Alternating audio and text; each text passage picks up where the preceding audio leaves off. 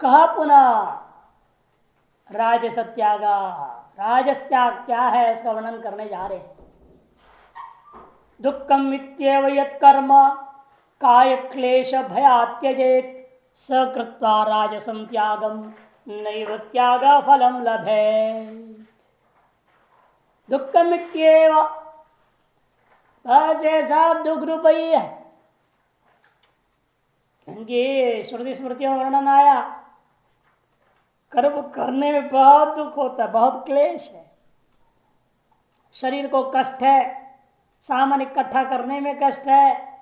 कहां कहां से इकट्ठा करना पड़ता है। अब 7 समुद्र का जल लाओ बोल देंगे तो हो गया, कहां कहां जाओगे 7 समुद्र का जल लाने के लिए, है कि नहीं। 7 तीर्थों का भी जल इकट्ठा करना मुश्किल है, तो 7 समुद्र से कहां से लाएगा, है या नहीं। और चौराहे के लाओ मिट्टी, घोड़ा जहां बांधते वहां का मिट्टी ले आओ, कहां कहां का मंगाते हैं, झंझट है ना इकट्ठा करना। इतनी दुनिया भर की जो है हविष और संविधान का लिस्ट बनता है, अब सब इकट्ठा करना है। स्वयं मेहनत करके इकट्ठा करे तो पता चलता है ना। ऐसे दुकानों में मिल गया आजकल रेडीमेड, वो जो क्या है क्या नहीं भगवान जाने, उठा करके लाए विश्वास करके। कौन सी लकड़ी है पहचान तो किसी को है ही नहीं, जो है उसको मान ले, हाँ इसमें लिख दिया कागज चिपका करके दे शमी है, तो आप मान लेते शमी का लकड़ी है, स्वाहा कर देते, काम चल रहा है। इन वास्तव में बड़ा कठिन, यदि अपने मेहनत से आप करेंगे बहुत कठिन काम है। जब पुरस्चरण विधि पड़ा हमको बड़ा आश्चर्य हुआ, भाई ये तो करना इस जमाने से संभव ही नहीं है। और जब अपनी जन्म दिए शरीर को जन्म दिया, माँ के हाथ से भी रोटी नहीं खाना, दूध नहीं पीना, चाय नहीं पीना, पानी नहीं पीना, कुछ नहीं, माँ के हाथ की भी नहीं, बहन के हाथ की नहीं, किसी के भी नहीं। खुद बनाओ खुद खाओ, गाय पालो, गाय की सेवा करो, दूध निकालो, उसी दूध के पकाओ, उसी के दही बनाओ, उससे सारा अपना काम करो, उसी से हवन के लिए घी बनाओ। नहीं रेडीमेड दुकान से घी लाया और हवन कर दिया, हाँ मंत्र जप किया, प्रसन्न हो गया, अनुष्ठान हो गया, हमारा बढ़िया हो गया। जैसा घी वैसा अनुष्ठान भी हो गया। मिलावट घी, मिलावट फल मिलेगा। इतना कठिन विधि है, सब स्वयं करना पड़ेगा। जैसे फड़ारी बनो, फल के पेड़ लगा लो पहले से। अब 1% बना करना है आपको, सोचना है तो कम से कम 5 साल पहले प्लानिंग शुरू हो जाएगा उसका। फल का पेड़ लगाएंगे ना, फल के पेड़ आज लगा तुरंत कल फल में लगा क्या, 5 साल लगेगा। अभी अलग अलग सीजन के लगाने पड़ेंगे, परसेंट पर निर्भर है। अभी 3 साल का परसेंट है, साल भर को फल चाहिए। अलग अलग मौसम में अलग अलग जो फल मिलते हैं उसके हिसाब से अनेक फलों के पेड़ लगाने पड़ेंगे। वो फलों को ही खाओ, उनको सेवा करो पहले पेड़ों का, उन्हीं फलों को खाना पड़ेगा। अपनी गाय रखो, उसकी सेवा करो, उसी का दूध, उसका गोबर, उसका राय, उसे सब काम करना है। स्वयं लकड़ी लाना है जंगल से, सारा चीज स्वयं करना बड़ा कठिन काम है। पुरुषचरण इतना आसान नहीं। और वैदिक कर्म तो और कठिन है, अग्निहोत्री होना पड़ेगा। इसे दुख रूप है। महाभारत में कहा भी है, अर्थानाम अर्जने दुखम, अर्थों का अर्जन करना बड़ा दुखदायी है, दुख रूप है। 3-2-44 महाभारत। और दूसरे हेतु क्या है उसके पास, काय क्लेश भयात्, अरे कर्म करने बड़ा शरीर को कष्ट होता है। पसीना होगा, गर्मी लगेगी, धुआं होगा, आंखों में जलन होगा, अनेक प्रकार का क्लेश होता है। इतना देर में कौन बैठेगा खुले में, इत्यादि भय से जो कर्म को त्यागता है, स राजसम त्यागं कृत्वा, वह व्यक्ति एक तरह से राजस त्याग किया है, अथवा नैव त्याग फलम लभेत, त्याग का फल उसे किसी प्रकार का प्राप्त नहीं हो सकता था। त्याग का फल क्या है, त्याग नहीं वह अमृतत्व मानसो, त्याग का फल मोक्ष है, अर्थात मोक्ष का फल तो कदापि उसे मिल नहीं सकता, क्योंकि तो मोक्षाधिकारी भी बनाता नहीं। ऐसा जो त्याग कर्म त्याग, इस मोक्षाधिकारी भी नहीं बनता, मोक्ष भी नहीं बन सकता, कुछ नहीं बन सकता। ये तात्पर्य। दुःखामित्येव यत् कर्म, जो कर्म दुखात्मक है, अशक्य साध्य, मेरे द्वारा बिल्कुल संभव नहीं है, ऐसा आलोचना करता है। और उसे निवृत्त हो गया। इतना ही नहीं, काय क्लेश भया, शरीर दुख भया, शरीर और इंद्रियों को बड़ा क्लेश देने वाला कर्म है ये, क्लेशात्मक है यह कर्म, ऐसा मान के उस भय से, काय क्लेश मने शरीर दुख भयात त्यजेत, परित्याग करता है। इस प्रकार से वह व्यक्ति कर्मों को त्याग रहा है। दोनों व्यक्ति कर्मों को त्याग रहा है। तामस वाला भी कर्म त्याग करता है और राजस वाला भी कर्म त्याग करता है। कृत्वा राजसम रजो निर्वृत्तम त्यागम, इस प्रकार से रजगुण निवृत्त सिद्ध एदार्श त्याग को करके नैवत त्याग फलम, वह त्याग का जो फल था, वास्तव में क्या फल होता है त्याग का? ज्ञान पूर्वक सर्वकर्म त्याग से फलम मोक्षाख्यम, ज्ञान पूर्वक सर्वकर्म त्याग का जो फल है वास्तव मोक्षाख्य फल, वह फल को नैव लभते, न लभेत नैव लभते, वह कभी प्राप्त ही नहीं कर सकता। कहा पुनः सात्विक त्याग है। और सात्विक त्याग क्या चीज है? सात्विक त्याग में कर्म का त्याग ही नहीं होता। ये विचित्रता देखिए, राजस त्याग और तामस त्याग में कर्म को ही त्याग दे रहा है और सात्विक त्याग में कर्म त्याग नहीं है। कर्म तो करते रहेगा लेकिन कर्म फल त्याग मात्र है। कार्यमित्येव यत् कर्म नियतं क्रियते अर्जुन, संगम त्यक्त्वा फलम चैव सत्यागः सात्विको मतः। कार्यमित्येव, बस करना चाहिए, मेरा कर्तव्य है। एवकार के द्वारा नित्य को लिया, काम्य को निषेध कर दे रहे हैं। नित्य और नैमित्तिक कर्मों को लेना भाष्यकार भी कहेंगे। और आगे विशेषण भी दे रहा है, नियतं क्रियते, नित्यम क्रियते, नित्य ही करता है, करना चाहिए, मेरा कर्तव्य है, ऐसा समझ करके नित्य ही नित्य कर्मों को और नैमित्तिक कर्मों को जैसा प्राप्त है उसको वो करते रहता है। यद कर्म क्रियते, लेकिन कैसे करता है कर्म को वो? संगम त्यक्ता फलम चाहिए, संग मने आसक्ति और तज्जन्य फल, इन दोनों को छोड़ करके त्याग करके जो करता है, सत्याग सात्विक मत, वह त्याग को ही हम लोग सात्विक त्याग कहते हैं, ऐसा भगवान ने बता दिया।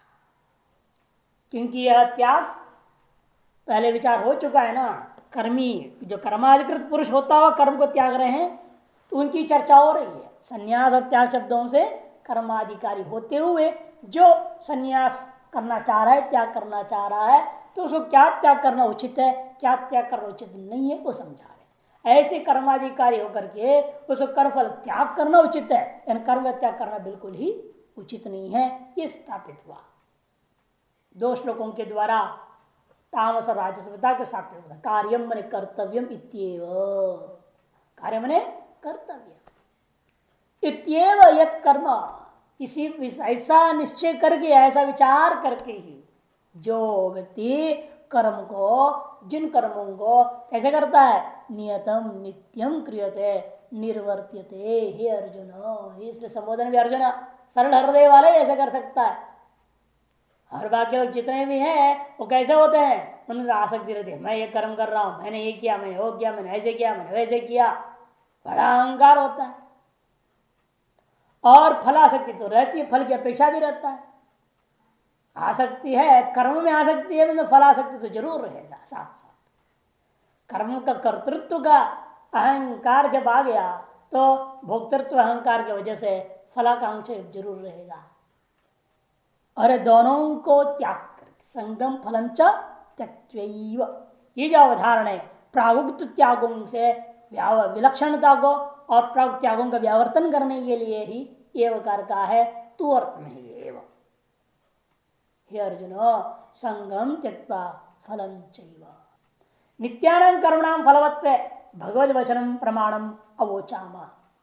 और मुख्य सिद्धांत बता रहे हैं, नित्य कर्म भी फल वाले होते हैं, यह बात हम भगवद वचन से ही पहले निश्चय कर चुका हूं।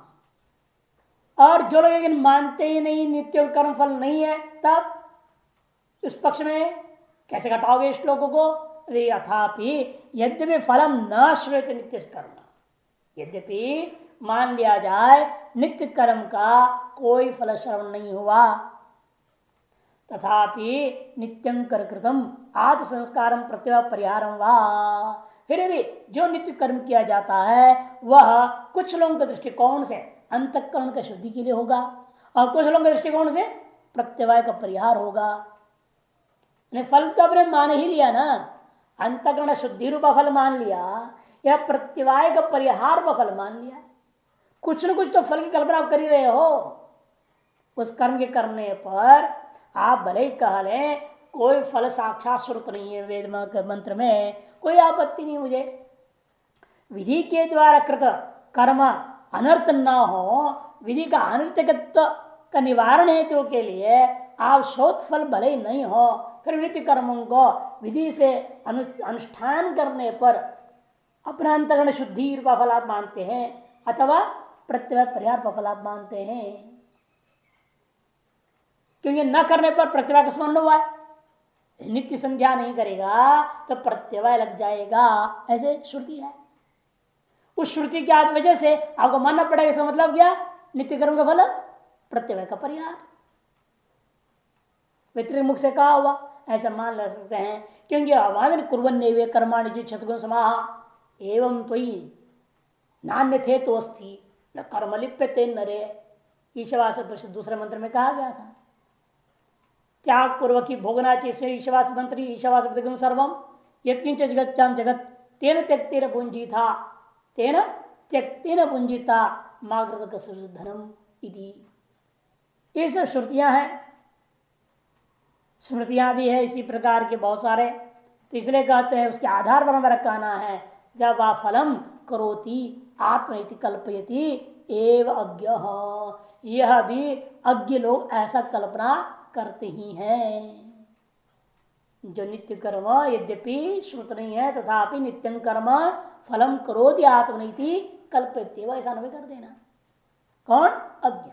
तत्र तामपि कल्पना निवारयति, तारस फल का जो लोग कल्पना कर रहे हैं अंतर में शुद्धि रूप फल भी मुझे नहीं चाहिए, प्रत्यवाय परिहार का फल भी मुझे नहीं चाहिए, ईश्वर प्रत्यर्थ भी नहीं चाहिए, मोक्ष के लिए भी नहीं चाहिए। मैंने किसी भी प्रकार का फल जो कोई भी कहता हो कल्पना करता है उनमें से कोई भी फल मुझे नहीं चाहिए। ऐसे बस कर्तव्य से मैं कर रहा हूं यह समझकर करता है वो सात्विक त्याग है। ताम भी कल्पना निवारयति फलम त्यक्त्वा, उस तरह के फलों को भी निवारण करने के लिए यह शब्दावली आया फलम त्यक्त्वा इत्यनेन। अतः साधुक्तम, इसे सुष्ठुक्तम, साधु का शब्द प्रयोग कर दिया, साधु मैंने सुष्ठुक्तम सम्यक कथितम भवति किम संगम त्यक्त्वा फलम च इति। सत्यागो नित्य कर्मशो संग फल प्रत्याग सात्विका। इस प्रकार से नित्य कर्मों के संदर्भ में जो संग और फल परित्याग हुआ वह जो त्याग है उसको सात्विक सत्वगुण निवृत्तो मतो अभिमत, सत्वगुण से सिद्ध वैसा त्याग होता है, यह मेरा अभिमत है, अभिप्राय। अब पूर्व पक्ष कहता है महाराज पहले दोनों को तो आपने कर्म त्याग कहा और यहां पर कर्म त्याग की बात ही नहीं कहा, बल्कि उल्टा कर्म करेगा बोल रहे हैं आप, केवल फल त्याग की बात कह दिया। ऐसे क्यों? जो कि प्रतिज्ञा क्या थी? त्रिविध त्याग। तो पूर्व पशु क्या बड़े त्रिविध कर्म त्याग करके शंका कर रहा है। देखिए ननो कर्म परित्याग त्रिविध संन्यास इति च प्रकृत, कर्म परित्याग को ही आपने प्रकरण के आरंभ में शुरू करते हुए कहा त्रिविध त्याग, इसी 18वें अध्याय के 4 श्लोक में कहा था। तत्र तामसो राजस्च उक्त त्याग, तामस और राजस के बारे में तो ठीक है आपने कर्म त्याग का कथन किया तो उक्त प्रकरणानुसार है ना कर्म त्याग कथन वहां बिल्कुल सही बना, लेकिन कथम यह संगफल त्याग, और यहां कर्म त्याग किस प्रकार का कर्म त्याग का वर्णन तो हुआ नहीं, यहां संग और फल त्याग का वर्णन कर दिया आपने, तृतीय उच्चते, और उसको तृतीय त्याग रूप में आपने कथन कर दिया। ये तो बिल्कुल उचित नहीं है। ये उसी प्रकार से जिस प्रकार से दृष्टांत से समझा रहा है। आपने किसी ने पहले कहा 3 ब्राह्मण आए हैं, त्रयो ब्राह्मण आगता, फिर उन तीनों का वर्णन जब करने लगे तत्र षडंग विदो द्वौ क्षत्रिय तृतीय, ऐसा किसी ने व्याख्या कर दिया। उनमें से जो 2 हैं वो षडंग वेद को जानने, षडंग युक्त वेद को जानने वाले 2 श्रेष्ठ ब्राह्मण हैं, और जो तीसरा कौन है वो क्षत्रिय है। अरे प्रतिज्ञा का विरोध हुआ कि नहीं हुआ?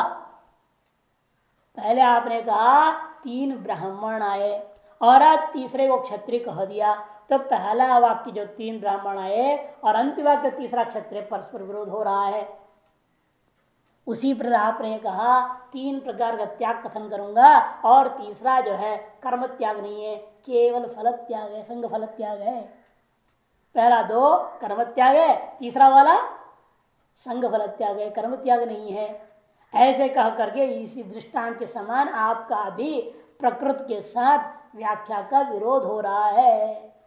ये जो पूर्व पक्ष कहता है सिद्धांति कहते कोई विरोध नहीं, दोष इति तद्दत् चेत नैष दोष। क्यों दोष नहीं है? कहते त्याग सामान्य स्तुत्यर्थत्वात्, देखो हमने प्रतिज्ञा भी त्याग सामान्य का किया, ये नहीं कहा कर्म त्याग त्रिविध, कहा क्या कर्म शब्द विशेषण है वहां पर कहीं भी? हमने त्याग 3 प्रकार के कहा, और त्याग 3 प्रकार कौन है? राजस तामस, तामस राजस और सात्विक क्रम से हमने वर्णन किया। और तामस त्याग क्या है? कर्म त्याग तामस त्याग है, और राजस त्याग भी कर्म त्याग ही है। उन दोनों कर्म त्यागों में अंतर है। एक तो अविवेकता कर रहा है, न जानते सब त्याग दिया, और सर जानता तो है मेरा कर्तव्य, लेकिन दुख देता है, क्लेशकारक है ये, इसलिए त्याग दिया। एक अनजान पूर्वक त्यागना तामस हो गया, और जान पूर्वक त्यागना कर्म त्याग करना राजस हो गया। ये दोनों त्यागों में कर्म त्याग हमने वर्णन कर दिया, तो त्यागत्व त्याग है ये वहां। और तीसरे के बारे में सात्विक त्याग क्या है? सात्विक त्याग वह है जब कर्म को त्यागता नहीं और केवल संग फल को त्यागता है। पहले तो कैसे है, कर्म को त्याग दिए तो अपने फल त्याग तो हो ही गया, जब कर्म ही नहीं करेगा तो उसका फल कहां से मिलेगा? कर्म त्याग करने से उसने फल भी त्याग दिया। इसलिए कहना अस्ति ही कर्म संन्यास से फलाभिसंधि त्याग से त्यागत्व सामान्यम, क्योंकि जो है ये दोष से नहीं बनता कि त्याग सामान्य रूपेण हमने व्याख्यान करते हुए स्तुति के लिए ही वर्णन किया हुआ है। स्तुत्यर्थत्वात् कर्म त्याग फल त्याग त्यागत्वेन सादृश्य आंदीर्घ कर, देखो कर्म त्याग और फल त्याग में त्यागत्वेन सादृश्य तो ही, इन कर्म त्याग की निंदा के द्वारा तत्फल त्याग स्तुत्यर्थम इदम वचनम, कर्म त्याग को तामस और राजस कह करके उस कर्म त्याग की निंदा के माध्यम से फल त्याग की स्तुति किया जा रहा है। वास्तविक संन्यास और पारमार्थिक संन्यास में होता क्या है? सर्वकर्म ही त्याग हो जाता है, और सर्वकर्म त्याग पूर्वक की ज्ञान। पहले बोला था ना, अभी ज्ञान जो बताया तो फल क्या मिलता है, और राजस का वर्णन में क्या कहा था? सर्वकर्म त्याग से फलम मोक्षाख्यम, यह भी भाष्यकार ने कहा है। सर्वकर्म त्याग का फल क्या है? मोक्ष के फल है। फिर यह कर्म का त्याग को निंदा क्यों कर रहे हैं? अंतर है, वो है वास्तविक पारमार्थिक ज्ञान विशिष्ट सन्यासी, वह कर्म त्याग सर्वकर्म त्याग करेगा, उसे मोक्ष के फल मिलेगा। और ये कर्माधिकारी हैं, इनको ब्रह्म ज्ञान ज्ञान कुछ नहीं है, ये कर्माधिकारी होते हुए त्यागने वालों की चर्चा हो रही है। ऐसे ये लोग जो कर्म त्याग कर रहे, इसकी निंदा करना जरूरी है। जब कर्म त्याग एक ब्रह्मज्ञानी भी करता है, कर्म त्याग अज्ञानी भी करता है, दोनों में अंतर है। जो ब्रह्मज्ञानी कर्म त्याग करता है उसे मोक्ष मिलेगा, उसे करता क्या होता पहले बोल चुके हैं, अमनस को परिषद मंत्र बताया था ना मैंने, कर्म को आपको त्यागने की जरूरत नहीं, कर्म स्वयं आपको त्याग देंगे, स्वयं संकल्प नहीं होगा, वो तो मोक्ष देगा। और ये अज्ञानी होते हुए कर्माधिकारी होते हुए अपने ब्राह्मणत्व आदि का, क्षत्रियत्व वर्ण आश्रम धर्म आदि का अहंकार कर रहा है, कर्तृत्व भोक्तृत्व है, और फल चाहता है, कर्म नहीं करना चाहता, कर्म त्याग कर रहा है। ऐसे व्यक्ति अगर किया हुआ कर्म का त्याग की निंदा के द्वारा हम जो है कर्म करने वाला किंतु फल को न चाहने वाले की स्तुति करना चाहते।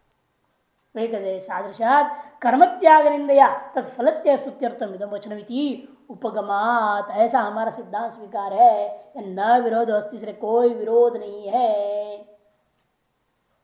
इति उक्तम एवं व्यक्ति कुर्वन्, इसको स्पष्ट करते हुए कार्य अस्ति कर्म संन्यास फलाभिसंधि त्यागत्व सामान्यम। कर्म संन्यास और फलाभिसंधि का संन्यास इन दोनों में त्यागत्व तो समान है। इन तत्र राजस तामसत्वेन कर्म त्याग निंदया, लेकिन राजस त्याग और तामस जो त्याग है वहां जो कर्म त्याग हो रहा है उस कर्म त्याग की निंदा के द्वारा कर्म फलाभिसंधि त्याग सात्विक थे। कर्म फलाभिसंधि का त्याग जो है वह सात्विक करके स्तुति किया जा रहा है। सत्याग सात्विक मत।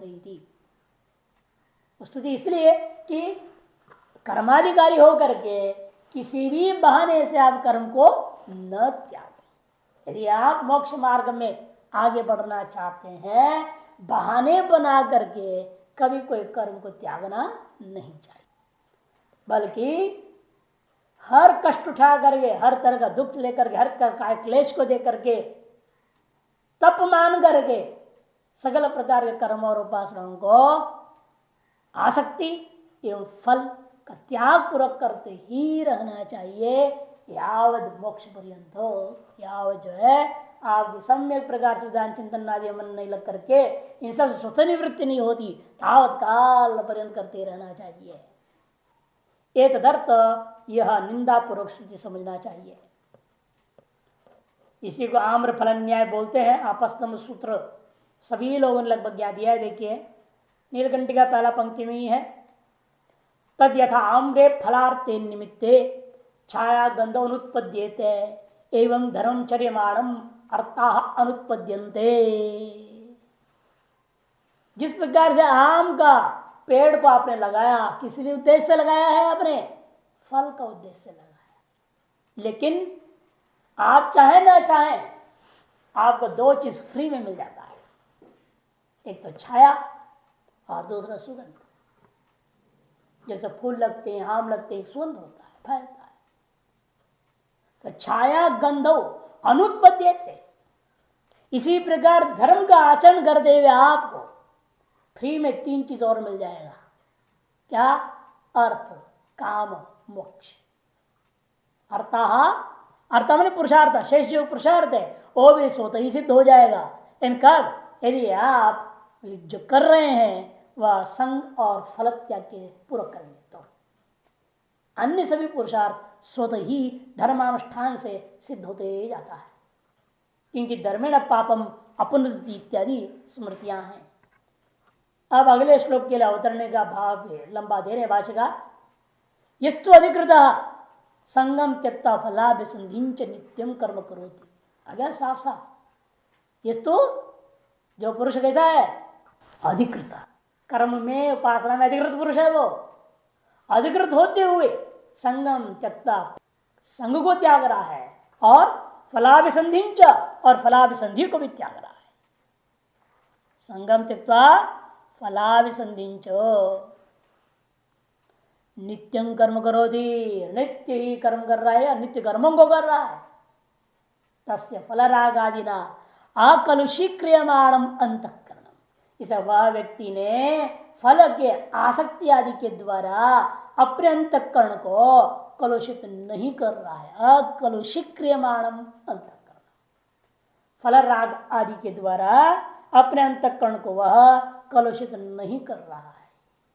इसलिए नित्येश कर्म भी संस्क्रियमाणम विशुद्धति, नित्य कर्मों के द्वारा संस्कारित करता हुआ वह निश्चित रूप में उसका अंतःकरण विशुद्ध हो जाएगा। विशुद्धम प्रसन्नम आत्मालोचन क्षमम भवति। विशुद्ध होने का मतलब क्या? उसका अंतःकरण प्रसन्न होगा। प्रसन्न होने का मतलब आत्मचिंतन करने में सक्षम होगा, समर्थ हो जाएगा, योग्य हो जाएगा। तस्यैव नित्य कर्मानुष्ठानेन विशुद्धांतःकरण से आत्मज्ञान विमुख क्रमेण यथा तन्निष्ठा तद्वक्तव्यमित्याह। ऐसा जो व्यक्ति नित्य कर्मानुष्ठान के द्वारा जिसने अपना अंतःकरण को शुद्ध कर लिया और आत्मज्ञान की ओर जिसका अंतःकरण अभिमुख हो गया है, वह व्यक्ति किस क्रम से उस ब्रह्मनिष्ठा को प्राप्त करता है? यथा क्रमेण तन्निष्ठा स्यात्, जिस क्रम से चलकर वह उस ब्रह्मनिष्ठा को प्राप्त करता है तद वक्तव्यम, वह कहना चाहिए। इस बात को मन में रखते हुए अगला श्लोक को भगवान कहते हैं इत्याह। कहते हैं न द्वेष्ट्य कुशलं कर्म कुशलेनानुसज्जते त्यागी सत्य समाविष्टो मेधावी छिन्न संशय। न द्वेष्ट्य कुशलं कर्म, अकुशल कर्मों से को वह द्वेष नहीं करता। न द्वेष्ट्य अकुशलं कर्म, अकुशल कर्म मैंने अशोभन कर्म। अशोभन कर्म क्या है? काम्य कर्म, कामना से युक्त कर्मों से उसको कोई द्वेष नहीं है, क्योंकि शरीर के आरंभ द्वारा संसार के कारण होते हैं। एक काम्य कर्म बहुत खराब कर्म है, ऐसे समझता हो काम्य कर्मों से वो द्वेष नहीं करता। कुशलेनानुसज्जते, और कुशल कर्म नित्य कर्म, इनमें भी उसका अनुराग नहीं है, कोई आसक्ति नहीं है। नानुसज्जते, चिपकता नहीं उसका पीछे भी, किसी से भागता नहीं, किसी से चिपकता नहीं। ऐसे व्यक्ति त्यागी सब समाविष्ट, क्योंकि जो राग या द्वेष 6 प्रकार से होती है बताया सामान्य व्यवहार में। ददाति प्रतिगृह्णाति गुह्यम नाख्याति पृच्छति भुंक्ते भोजेते चैव षड्विधम प्रीतिलक्षणम तद्विरुद्धम द्विलक्षणम। देना और लेना, जब तक दो के बीच में प्रेम है तब लेना देना चलता है। आप देते हैं उनको, उनसे आप लेते हैं, और वो भी आपको देता है और आपसे लेता है, चक्कर चलता है, लेन देन रहता है दो का बीच जब प्रीति बनी हुई है। इसी प्रकार से अपना रहस्यपूर्ण बातों को भी प्रेम वश में आकर के तो बोलता भी है और पूछता भी है। भले बाद प्रेम टूट जाए तो एक दूसरे को ब्लैकमेल करेंगे। वो प्रेम तो एक विश्वास था, आपने सारी बात उससे पूछा और आपने उसको सुनाया, वो पूछे सुने हुए बातों को गोल मोल करके उल्टा पलटा करके वो ब्लैकमेल करेगा आपको। जब तक प्रीति है तब तक कुछ नहीं बोलेगा, अब प्रीति बिगड़ी सब उल्टा उल्टा काम चालू हो जाएगा। लोक व्यवहार में सामने दिखता है। और तीसरा जोड़ा क्या होता है? भूंगते भोजेते चैव, उनके साथ बैठ के खाता भी है, उनको खिलाता भी है। वो भी आपको खिलाएंगे, आपके साथ बैठ के खाएंगे। बैठ के खाना खिलाना ये भी काम चलता है। 3 चीज है जोड़ा, देना लेना, बोलना पूछना, खाना खिलाना। ये 6 काम जो चीज है, षड्विधम प्रीति लक्षणम, ये 6 चीज जहां हो रहा है तो समझना इन दोनों का बीच में प्रेम है।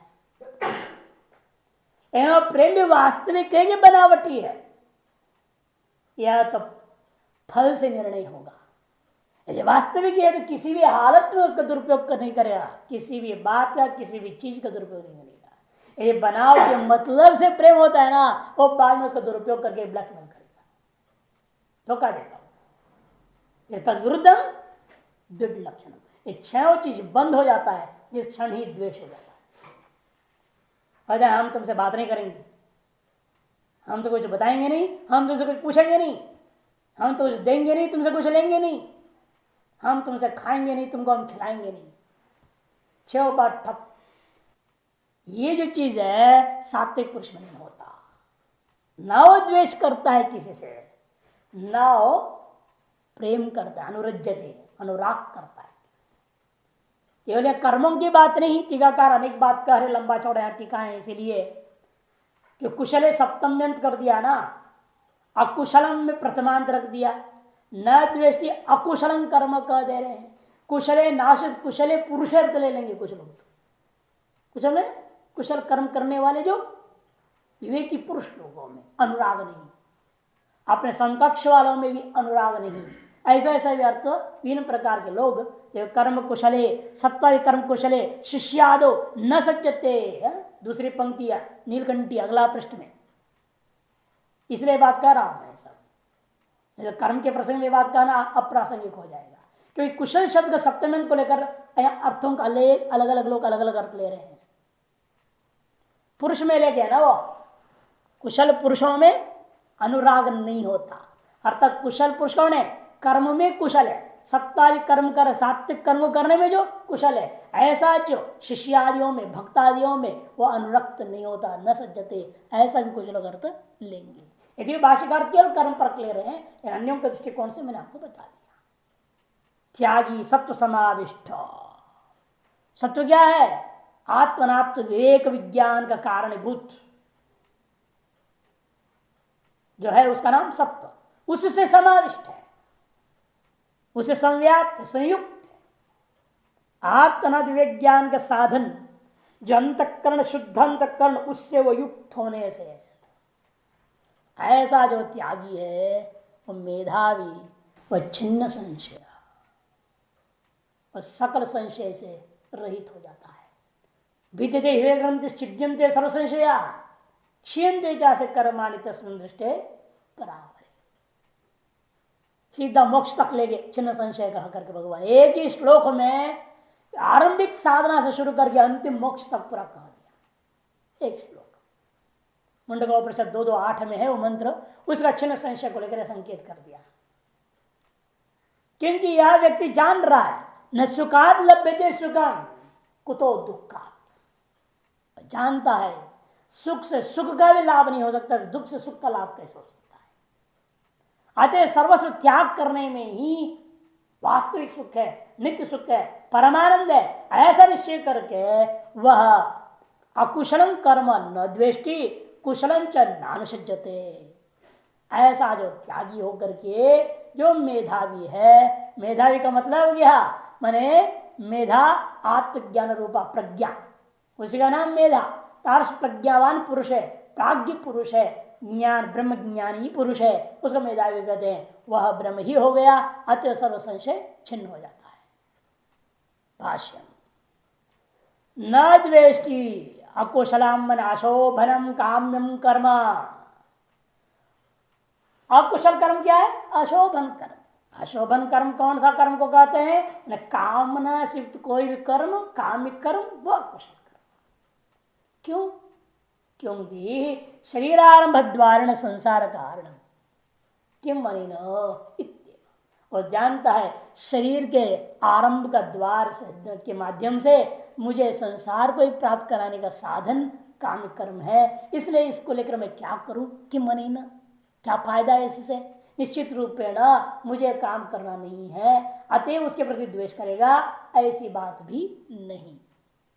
और कुशले शोभने नित्य कर्मणि, नित्य कर्म के विषय में भी सत्व शुद्ध ज्ञानोत्पत्ति तनिष्ठा है तत्व ना, क्योंकि शुद्ध जो नित्य कर्म कैसे हैं? सत्व शुद्ध अंतरण शुद्धि पूर्वक ज्ञानोत्पत्ति के माध्यम से ज्ञान में निष्ठा का साधन है, मोक्ष कारण है। इदम इत्येवं, ये तो मोक्ष का साधन है, इसलिए इसके प्रति आसक्त हो जाए तब भी इत्येवं मन्यमानोपि नानुषज्यते, ऐसे मानते हुए भी उसमें अनुशक्त नहीं होता। संसार का कारणीभूता शरीर का आरंभ द्वारा संसार का कारणीभूता काम कर्मों से वह द्वेष नहीं करता, ये जानते हुए भी कि संसार के कारण है। और यदि ऐसे भी काम कर्म किसी प्रारब्ध कर्मशास्त्र शरीर से होने लग जाए तो भी उसको रोकता नहीं है, क्योंकि उससे कोई द्वेष नहीं। और जो यदि शरीर से नित्य कर्म हो रहे हैं जिसके बाद से अंतकरण शुद्ध होकर के ज्ञान प्राप्त होगा, तद्वारा जो साक्षात मोक्ष ब्रह्मनिष्ठा प्राप्त करते हुए मोक्ष सिद्ध होने वाला है, उसमें प्रतिवर्ष नानुषज्यते तत्रापि प्रयोजन अपश्यन अनुषंगम प्रीतिम न करोति, तो क्योंकि वहां भी उसके कोई प्रयोजन नहीं दिखता है, अर्थात बंध और मोक्ष दोनों से परे उठ गया है ना। काम्य कर्म बंधन देगा और नित्य कर्म मोक्ष देगा क्रमशः। ऐसा दोनों फलों के प्रति प्रयोजन को न देखते हुए, प्रयोजनम अपश्यन अनुषंगम प्रीतिम न करती, उससे कोई प्रीति भी नहीं करता। कौन है ऐसा? कहा पुनरसो वास्तविक त्यागी है, त्यागी पूर्वोक्त न संग फल प्रत्यागे न तद्वांस त्यागी। कैसा त्यागी? कौन है वो त्यागी? जो पूर्वोक्त प्रकार है ना संग और फल का परित्याग के द्वारा जो त्यागवान है उसको त्यागी शब्द से लेना। यह कर्मणि संगं त्यक्त्वा तत्फलंच नित्य कर्मनिष्ठाई सत्यागी। अर्थात वह व्यक्ति जो कर्मों में संग और फल को त्याग करके नित्य कर्म का अनुष्ठान निरंतर करने वाला है वह त्यागी। कर्मानुष्ठान करने वाले वह त्यागी कर है। कदा पुनरसो अकुशल कर्म न द्वेष्टि कुशल न अनुसंजते। कब वो स्थिति को प्राप्त होता है कि वह अकुशल कर्मों से द्वेष नहीं करता और कुशल कर्मों से प्रेम भी नहीं करता है। इत्युचित उसको कहते हैं सत्व समाविष्टो यदा, जब वह सत्व से युक्त हो जाता है, समाविष्ट में ऊपर चढ़ गया, उस पर हावी हो गया, क्या मतलब यहां पर उस युक्त हो गया। क्या है वो सत्व? यदा सत्वेन माने आत्मा अनात्म विवेक विज्ञान हेतु ना। सत्व क्या चीज है? आत्मा और अनात्मा का विवेक विज्ञान, उसका जो साधन रूपा सत्व के द्वारा। क्योंकि क्या सत्ता संजायते ज्ञानम कहा है ना पहले 14वां अध्याय 17वां श्लोक में कहा था सत्वात् संजायते ज्ञानम। इसे सत्व जो है ज्ञान का साधन है। कौन से ज्ञान का? आत्मा अनात्म विवेक विज्ञान का साधन है। आत्मनात्म विवेक विज्ञान हेतुना सत्वेन समाविष्ट मने संव्याप्त संयुक्त, उसे व्याप्त उसे युक्त इत्येता। यदा अतएव च मेधावी, इसलिए ही वह मेधावी कहा जाएगा उसको। ऐसे त्यागी ही मेधावी है। क्यों? वह मेधावान हो गया। मेधया, मेधा क्या है? आत्मज्ञान लक्षणया, परोक्ष ब्रह्म ज्ञान है ना, आत्मज्ञान रूपा प्रज्ञा, प्रज्ञा के द्वारा संयुक्ता, उस युक्त है वो। तद्वान मेधावी, तद्वान या मेधावी सबसे लेना। मेधावित्वादेव, मेधावी होने से वह छिन्न संशय, छिन्नो अविद्याकृत संशय यस्य, छिन्न हो गया अविद्याकृत सकल संशय जिसका। कैसे छिन्न हो गया भाई?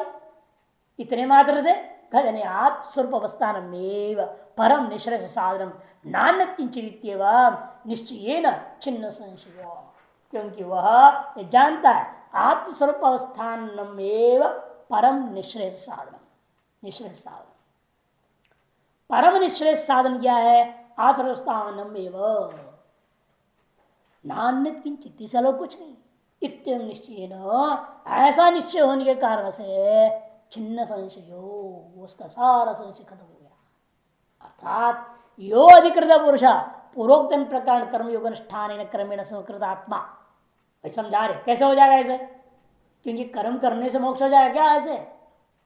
कहते नहीं, कर्म से अंतःकरण शुद्ध होगा, अंतःकरण शुद्ध से उसको वैराग्य होगा, वैराग्य से ज्ञान प्राप्त होगा, ज्ञान से मोक्ष होगा। कर्म ही होगा पूरा का पूरा। इसे यो अधिकृत पुरुष, जो पुरुष कर्म में अधिकृत है, पूर्वोक्त प्रकार कर्मयोगानुष्ठान है ना, पूर्वोक्त प्रकार से माने संग और फल को त्याग करके कर्मयोग का अनुष्ठान के द्वारा क्रमेण संस्कृतात्मा, क्रमेण कर्मयोग अनुष्ठान के द्वारा क्रमेण क्या हुआ? धीरे धीरे धीरे धीरे क्रमशः संस्कृतात्मा शुद्ध अंतःकरण वाला हो गया, होकर जन्मादि विक्रिया रहित निष्क्रियम आत्मान आत्मत्वेन संबुद्धा।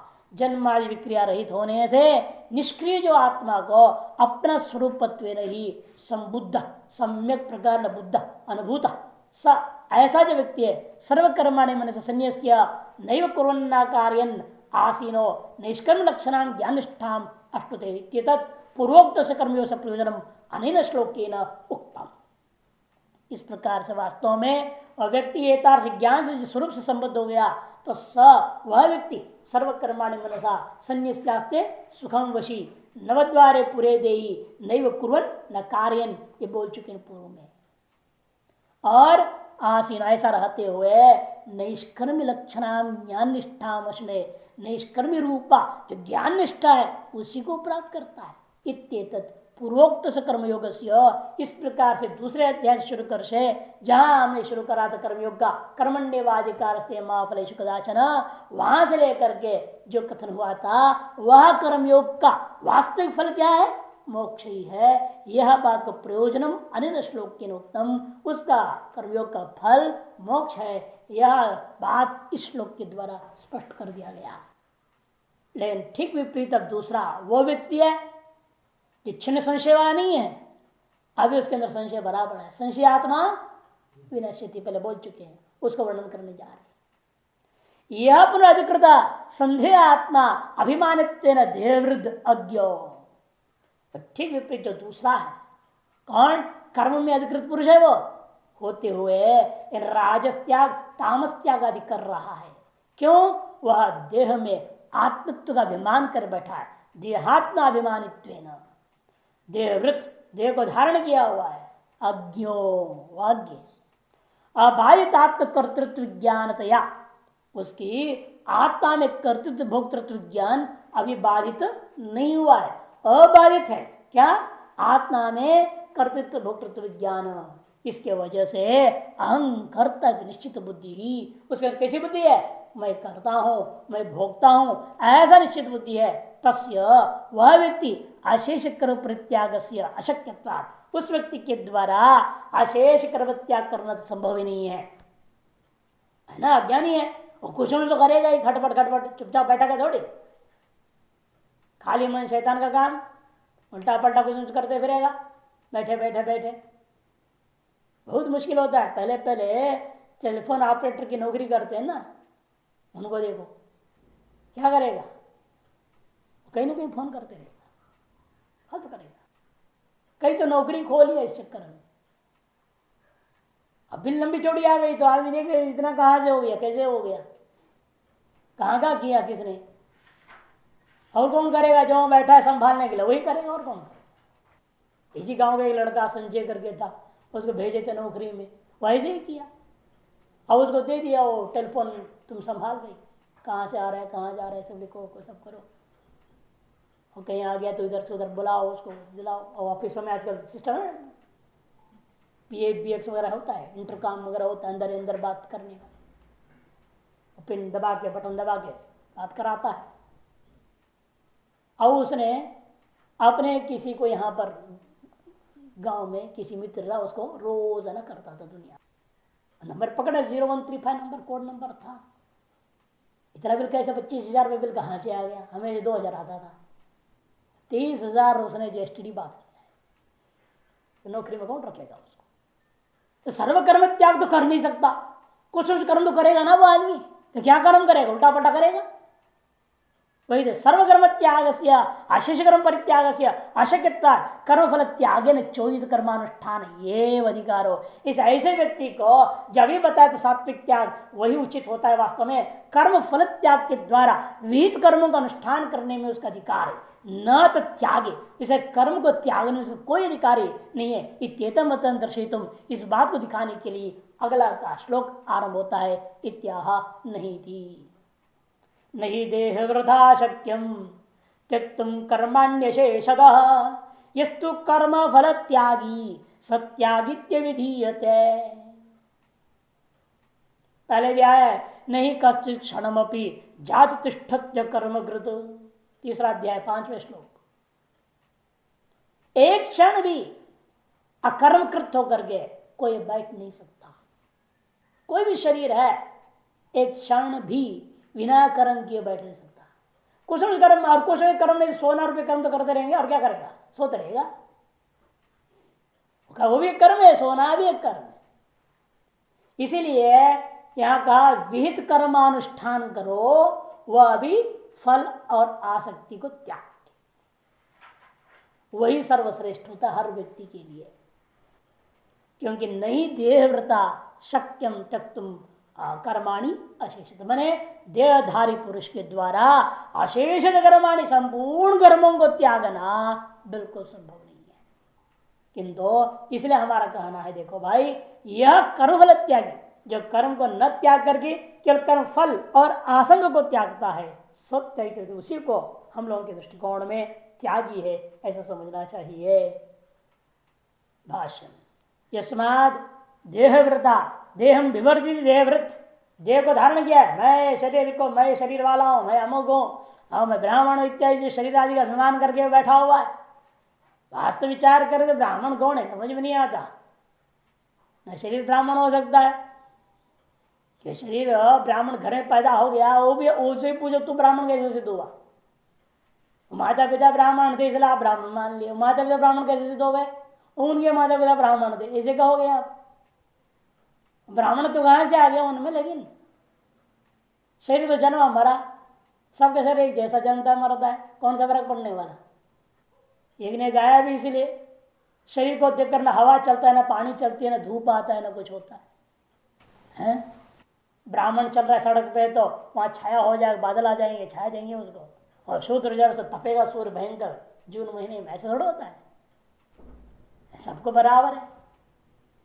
फिर भेद किसने बनाया सारा, यह अभिमान कौन कर रहा है, आद्य मिथ्याभिमान जो चल रहा है, इसे कहते ये जो देह धारण कर रहा है वो, ऐसे कहते देह विवर्तिति देहव्रत, देहात्माभिमान वाहन, देह कोई आत्मा कर अभिमान करने वाला उसको देहव्रत उच्चते, उसको देहव्रत शब्द से कहा गया। नहीं विवेकी, विवेकी को नहीं लेना यहाँ पर, ये प्रकरण विवेक का है नहीं, यहाँ साफ कह दिया नहीं विवेकी, क्यों, उसके मामला तो दूसरे अध्याय विचार हो गया, सही वेदा विनाशम नित्य मित्यादिना कर्तृत्व अधिकारात निवर्तितो, कर्तृत्व भोक्तृत्व अधिकार से रहित है, ऐसे हमने वेदा विनाशम नित्य इत्यादि श्लोकों के द्वारा द्वितीय अध्याय 21वां श्लोक से वहां ज्ञान प्रकरण में विवेकी का चर्चा कर चुका हूं, उसको यहां नहीं लेना है, ये तो अविवेकियों का मामला है। अतः तेना देहव्रता अज्ञेन, इसलिए वह जो देहधार देहाभिमानी जो अज्ञानी के द्वारा न शक्यम तक तुम संन्यासितुम कर्माणि अशेषतो निशेषेण, निशेषण मैंने संपूर्ण रूपेण सर्व कर्म त्याग पूर्वक जो है बैठे रहना, स्वरूप प्रतिष्ठित हो जाना उसके लिए संभव ही नहीं है। तस्माद यज्ञो अधिकृत हो, इसे जो अज्ञ है और कर्म करने में अधिकृत है उस व्यक्ति को नित्यानि कर्माणि कुर्वन्, नित्य कर्मों को करते हुए कर्मफल त्यागी कर्मफलाभिसंधि मात्र सन्यासी, कर्मफल का त्याग होने का मतलब क्या, कर्मफल का अभिसंधान मात्र को त्यागने वाला जो होता है सत्यागी विदिते वही त्यागी है। यहाँ प्रकरण में ऐसे समझना चाहिए। कर्म्यपि सन इति स्तुति प्रायण, इस स्तुति का अभिप्राय है कि कर्मी होता वो त्यागी है, कर्मी होता वो सन्यासी है, गृहस्थी होता वो सन्यासी है, वो जो संग और फल को त्याग कर कर्म को कर रहा हो उसी को कहते हैं। वह कर्मी होते हुए भी त्यागी है, स्तुति के लिए कहा जाता है। ऐसा स्तुति करने से वो कम से कम इस अभिमान से लो मैं इतना महान त्यागी हूं, ये भाव से हम कर्म तो करेगा ना, कर्म करते करते अंदर जैसे जैसे शुद्ध होते जाएगा, नित्य कर्म करते करते अपने आप अभिमान भी छूट जाएगा, मैं त्यागी हूं ये भी छूट जाएगा। इसे स्तुति करना पड़ता है, व्यक्ति को प्रवृत्त कराने के लिए प्रेरणा देने हेतु स्तुति की जाती है।